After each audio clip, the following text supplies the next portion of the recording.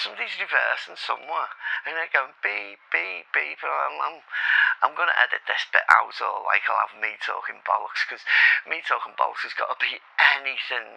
This could literally be the outtake of the video. It's gone that weird.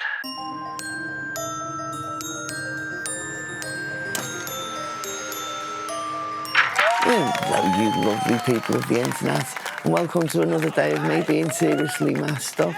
And today's seriously messed up is a Thursday, and that means it's carer day. Not only that, it's a day in which we'll get there. We'll get there. I don't want to mess this up, okay? So it's Thursday and it's carer day, and my carer was here.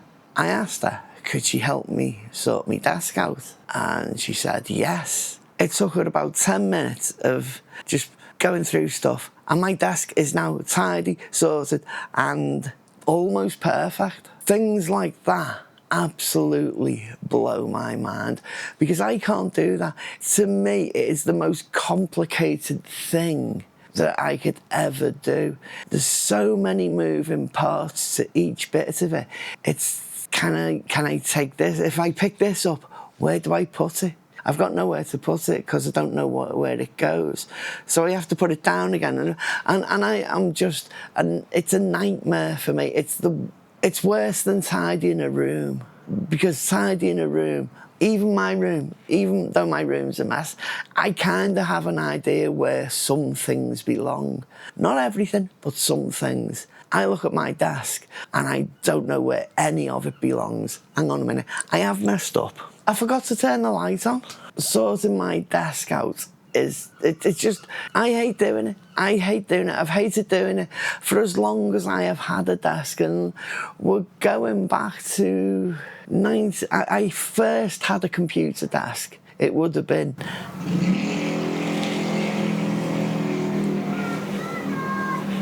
that was a motorbike. There was no need for that motorbike. I reckon it would have been, I'm trying to remember.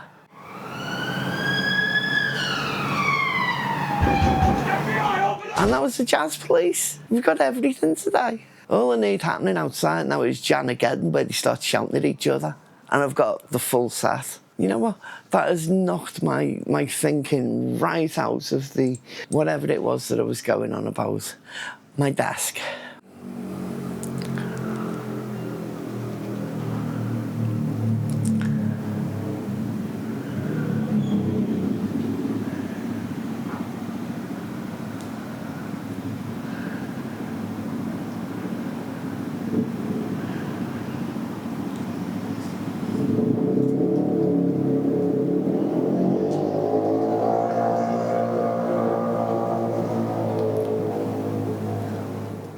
I will get there. I swear I will tell you about when I first got a desk. I can't remember if I had one when I was 14, because I think at the time the computer that I had, I must have had a desk, but I might not have done. It might have just been sat on my table in front of a telly, because I had I had a ZX Spectrum and then a Commodore 64, and they were literally things that plugged into a telly. So I've got a feeling that I didn't have a computer desk at that point, because I wouldn't have had the monitor, and there was no way you're going to get a 22-inch telly on top of a desk, because they were massive things back in the day, weren't they? So I reckon my first computer desk, I would have been maybe 18 when I got my first computer desk. So that's when I had a desk to care about bits falling off it. Yeah, you know, it was an MFI one, so that's why I say bits falling off it. No, it would have been, so there you go. I reckon it was somewhere between 86 and 88. So I've had a desk that long from say 86. But that seems a fair guess. But I am going with 88. And the reason I'm thinking that, right, because there was a period in my life when I had computers, because I'd had computers all my life, you know, from 1982. And I sold one of my computers and all its games to my mate, Johnny. I'm still in touch with him, by the way. He's well cool. So I remember selling my computer because that's a motorbike. I'm going to ignore it if I can, because I can't be dealing with this all the time. They do me head in. I was around the age of 16 where I sold my computer to Johnny. And I had this thing in my head, I don't want computers anymore. They're things of my childhood and I want to step away from my childhood. And I reckon it was by the time I was 18, there was the Commodore Amiga and the Atari ST had come out. And now I got an Atari ST and my brother got an Amiga. I mean, it's this thing, like I was talking about my brother yesterday, is we always had this thing of like, we were both sort of like, we were both nerdy people, but I didn't see him as that. I just saw him as my brother. You know, I never saw it in the outside thing, but he clearly was, you know. But anyway, so that would have been then, and because that's when I got a YTS, Youth Training Scheme, in Liverpool, and that was called Liverpool Youth Music Project, LIMP, as it was lovingly known. Now, I loved it there. That being there changed my life forever in terms of it introduced me to music, it introduced me to electronics, it introduced me to drugs, it introduced me to, I mean, not that they didn't do drugs in there, it wasn't like they sold drugs, it wasn't like that. It introduced me to people who took drugs, like smoked weed, you know, and that was a massive thing for me to like, yeah, but anyway. And all this is about tidying my desk, isn't it? It's like, let's get back to what I'm actually talking about. Because I'm saying how difficult it is tidying my desk. And every single desk I have had since then, there was at one point I had what it was an ex-barrister's desk. It was a huge thing with footrest on the bottom of it and everything.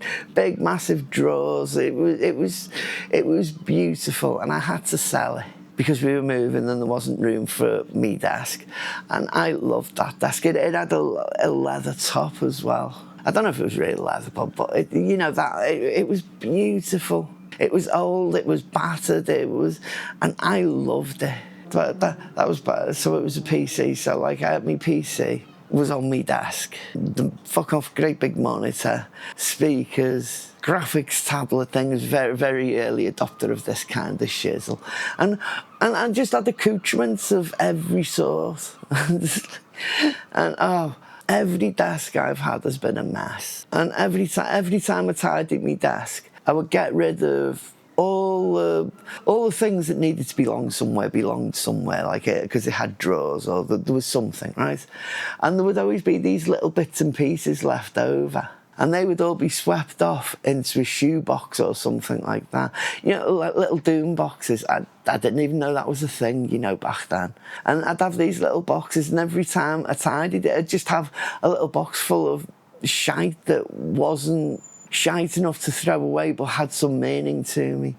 Like one of them were tiny little chicks. Tiny, tiny little things like that they were. These little chicks that were from the display in Coffee Republic in Birkenhead in the back of Waterstones. There was a Coffee Republic there. And like I used to go in every day practically drinking coffee there. And like, you know, when the staff get to know you well and you get to know, say you're a regular customer and you get to, you know, when you finished with those, can I have them? And they went, yeah. And so I had these little chicks and it's things like that. I'm saying it was these things. And over the years, I think when I moved from Williston in the Wirral, which is a really posh place, where I lived, little council house, surrounded by very wealthy people. And so I lived there for a while, that was well cool. But when my business went bankrupt, I moved to a place called Clunog Fawr in North Wales. Now, I love Clunog. I had some really good experiences there, but I think in moving from there, from Williston to Clunog, I got rid of stuff because we were moving into, although it was a house compared to the bungalow we were in, we were taking an awful lot of books with us as well. So I had to lose some stuff. And I think that's where a lot of things disappeared, got thrown. I was like, fuck it, I'm never going to need these ever again. But then there was the move from Clunog. We were there for a couple of years, and we moved to a place called Betysgarmon in North Wales. And the place we moved into was massive. So I had a private landlord.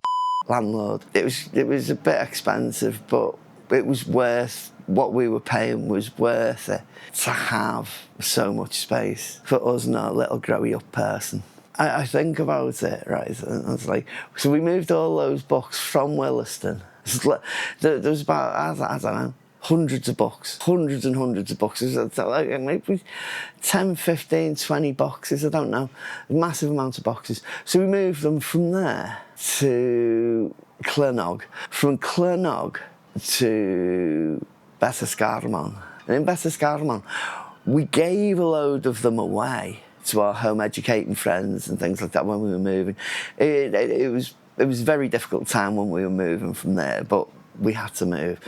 And we got rid of all these books, gave them to friends, took them to a charity shop. We just got rid of loads of them. And then we moved, where did we move to? Oh, what was it called? Oh, man. Right. And then we moved to a place called Garndol Benmine, which is a cool village to live in at the time. And we had this, I liked the house quite a bit. It had a lot of problems as well, but I liked it. And we thought that was going to be our house forever, kind of thing. That's how we were looking at it. Because they were pretty dark times for us. Even then, when we moved, still moved boxes of books. And of course, by then, all my desk stuff had long disappeared. Because, where didn't I have a desk? I don't think I had a proper desk when I was in Clernog, because I didn't have any space, really. So my computer was at the bottom of the bed. So I didn't really have... I mean, that's another thing as well, actually. This does relate to another thing. I would love to have a separate room for me and my computer, all my music stuff, and just have a bedroom that's a bedroom. I would love to have that. It's something that like, I hope one day to have a place where I've got a room that's got my computer in, but I've just got a bedroom that's a bedroom, and maybe with a telly in it. But yeah, I probably would like having a telly so I can lie in bed and watch shite. Because I like falling asleep to like YouTube shite, you know. Anyway, I've really sidetracked myself now with stuff. Tidy desk, just keep focused on the tidy desk. You know what? I have really completely sidetracked myself now. My head is... I'm just gonna... I know I have more to say. For the life of me, can't remember what it was, even if it was important to me or not. All I know right now is that I need to edit this video, and I've got to make it as easy as possible for me to edit because, well, there's no reason, just because. Because of the wonderful things she does. I'm not off to see any wizard anywhere. Thank you for putting up with me. I'll see you tomorrow. Love yous. Bye.